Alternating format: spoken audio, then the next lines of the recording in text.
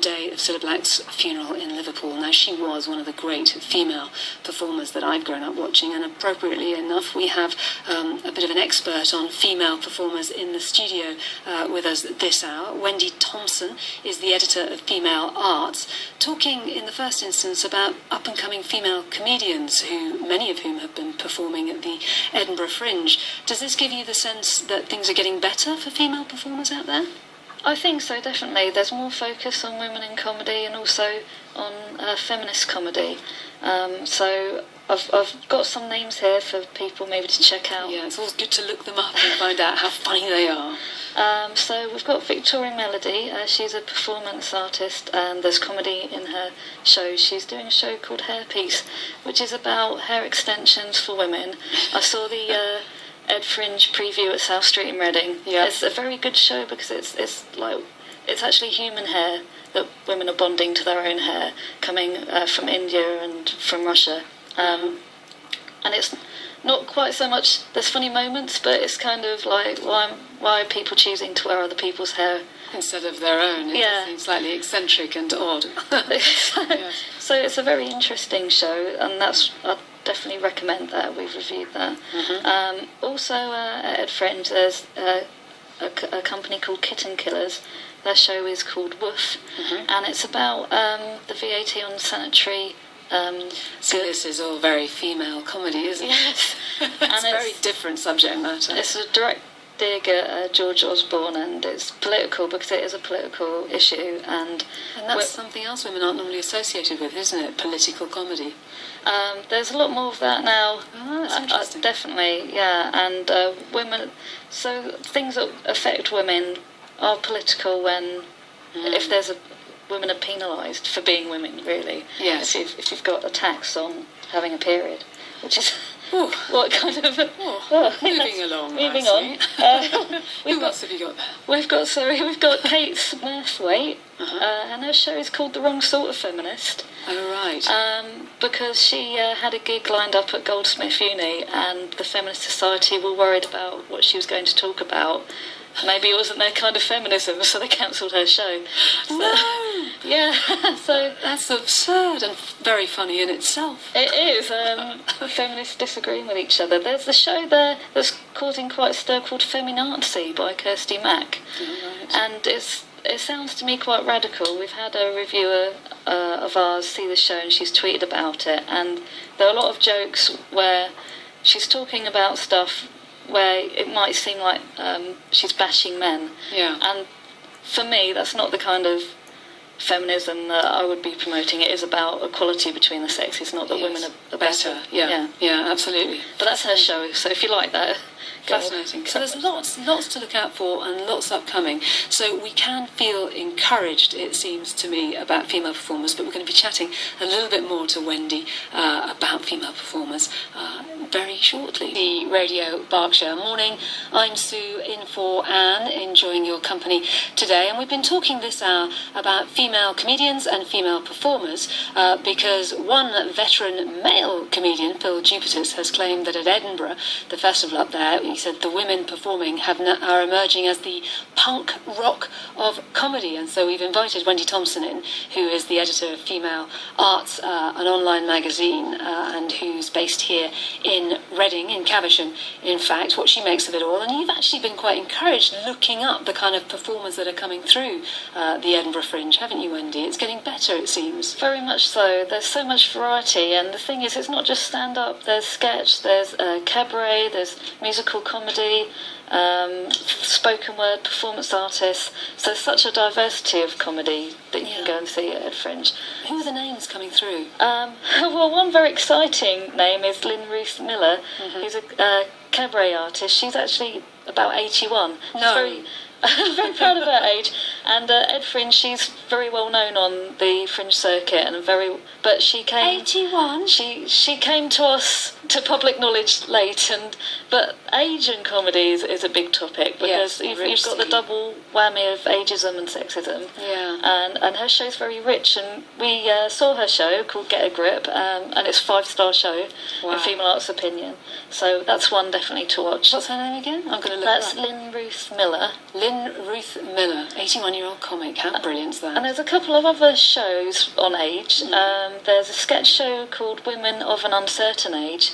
It's that point past middle age where I might be there myself. You're still a vital, attractive woman, and you're not your mother yet. So it's that kind. I don't know. I look in the mirror every morning and I see my mother and I say hello. There's a lot of that in the show about, and also seeing yourself and your daughter. That's by Flip and Mags, and we saw them in Reading. Again, Reading has a Fringe of its own, which is fantastic in July. Another one to see. There's the Musical Comedy Awards, and they're on at Underbelly, and they have female headlines this year, but it's a mixed show, and they've discovered acts like Frisky and Manish, which are new performance and comedy. So it's extraordinary that there's all these different types of comedy coming up, but you were saying earlier that women still only account for 20%, a fifth of all the acts up at Edinburgh. Is it difficult, because you've done it yourself for a time, Wendy, is it difficult being a female performer in the arts world, so dominated by men as it is? I think so. I think there's a certain amount to do with how women are raised, and there is a difference with gender to men, and it starts from being a very young child. And if women show confidence, sometimes they're told not to be so outspoken, you're not assertive, you're aggressive. It's different. There is a different treatment to how boys are treated, to how girls are treated, and then that kind of can follow through to your adulthood. And that's when you do want to, if you want to have a great career in whatever you do have to be able to push yourself forward. Yeah, and that's perhaps women find that much harder. Yeah. Someone who doesn't, interestingly, is a very successful performer, Sandy Toksvig, who, like you, is passionate about equality, and she's actually founded. I seem to remember she announced during the general election campaign that she's founded a political party. Amazing, yeah. It's the Women's Equality Party. Yeah. Everyone should look it up who's interested in these issues. You're already starting with the propaganda. Well, I've been to their fundraising event, actually. It was in June at Conway Hall, and she has an amazing show which will go regional, so people can buy tickets and go and see her and just see what contribution women have had to society, because over the years there's a lot of women in history who've invented, who've been scientists, who haven't been given or acknowledged. Maybe the man was able to get the patent in first, and there's a lot of remembering our past and then looking forward to the future and how will gender equality be achieved. It's inspiring stuff, and Wendy, it's been a real pleasure talking to you this morning. Thank you for your insight on those female performers up in Edinburgh that are up and coming, and I suppose the changing face of the arts world. Thank you, Sue. Wendy, thanks very much. You're listening. Well, you would be if I could speak to BBC Radio Berkshire. I'm very glad to be so. Now we're hoping to have a bit of a laugh in the next few minutes, because it wasn't long ago that with a straight face comedians discussed whether women were funny because there were so few female stand-ups. But this year at the Edinburgh Festival, one of the world's great comedy showcases of course, it's interesting male comedians who are in short supply. That's not me saying that, that's the veteran of the comedy circuit, Phil Jupitus. He believes that women are now the punk rock of comedy. Well, to discuss this, I'm joined now by Wendy Thompson. She's the editor of Female Arts, an online magazine that tries to reduce gender inequality by promoting women in the arts. So, Wendy, first up, do you think Phil Jupitus is right? Are female comics on the rise, on the insurgent?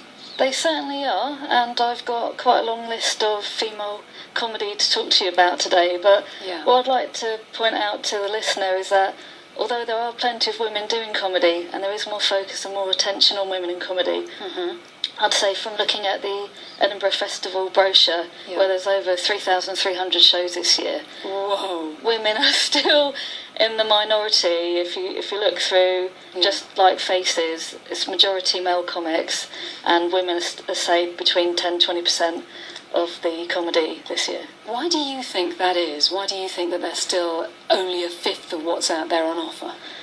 I'd say it's just exactly the same as gender inequality in any walk of life. If you look at politics, women are still a fifth to a quarter of MPs.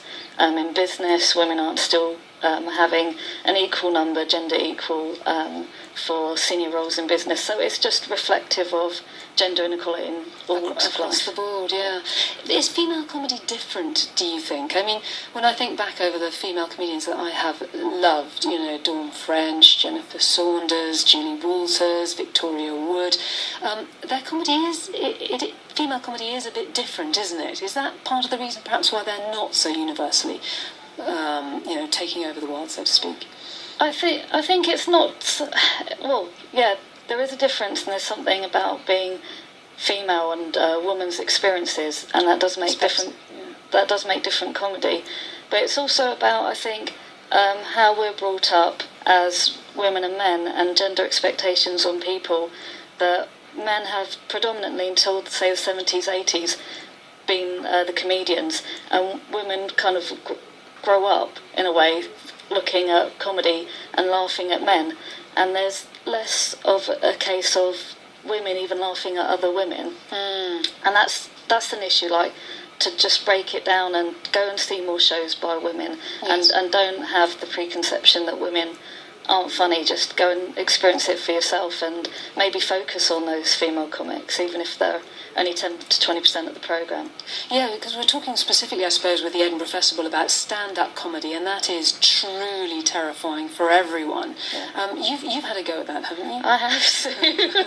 I wasn't sure if I was going to talk about this, because I find it nervous, and that's She's why. She's blushing, ladies and gentlemen. I am, because it's very nerve-wracking going up on stage. Absolutely. And I was going to talk about, actually, and it's good for people to know that these organisations exist. There's Funny Women, Laughing Cows Comedy, and What the Frog, and they're all organisations who focus only on female stand-ups and female comedians. Wow. And they run awards and regional events, and I know Funny Women have got a showcase at Ed Fringe.